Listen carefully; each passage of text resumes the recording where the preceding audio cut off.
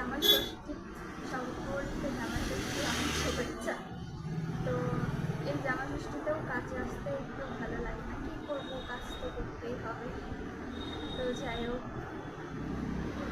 ভালোই তোমরা সাপোর্ট করছো আর এইভাবেই করতে থাকো, তাহলেই হবে। আর বাড়িতে গিয়ে আজকে অনেকই কাজ, নিজের তো সব কাজ করতে হবে বাড়িতে গিয়ে, তারপর আবার ওই বাড়িতে যেতে হবে জামা ষষ্ঠীর জন্য। তো যাই হোক, দেখা যাক। আজ তো আর কেউ সেরকম করতেও পারেনি, তো বাড়িতে যাবো, গিয়ে সব শুরু করি, সেটাই তোমাদের সঙ্গে আজ শেয়ার করবো। তো চলো দেখে নাও। আসো, এখানে বসো। একটু ঢাইকে তুলো, উঠো লম্বা লম্বা আঁকাও দেয়া যায় কঙ্কালের মতো। বসো, না না এমনি বসো। না না আরে উঠলেন না, এমনি ছবি তুলছি, দাঁড়া, তোমার ব্যাপার। সবাই একসঙ্গে এই হলো আকাশের জামাই ষষ্ঠী। এই যে সবাই আমরা গেস্ট অতিথি চলে এসেছি। এটা শরবত।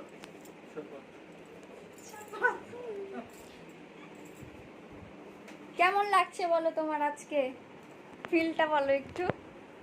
গল্প বাদে চুপ করে যদি বসো। নাও নাও, ভালো মানুষটা দিয়ে টিকটক কর। তুমি বলো একটু দিদা, কেমন লাগছে? ভালোই লাগছে।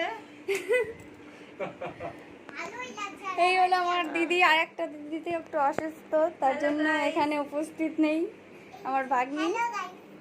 এই হলো আর কি, এখন আমরা মারও শরীর ভালো না, এর জন্য এই আর কি আয়োজন করেছে, বেশি কিছু করতে পারেনি। বিরিয়ানি কি কি করেছে জানি না, মাটন।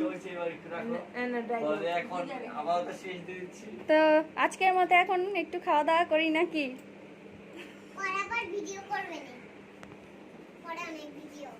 ঠিক আছে, টাটা, আবার পরে।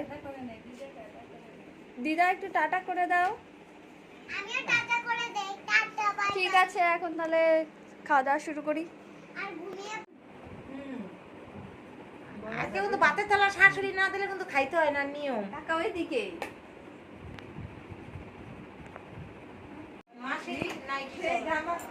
নাইটি চলবে না, আপনি তো খাইতে দিবেন কেন?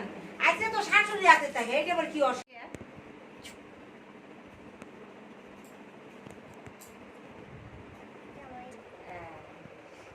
হোয়াটসঅ্যাপে দিলাম প্রথমত স্ট্যাটাস। মধ্যে থেকে দাবাবে। দেখাই।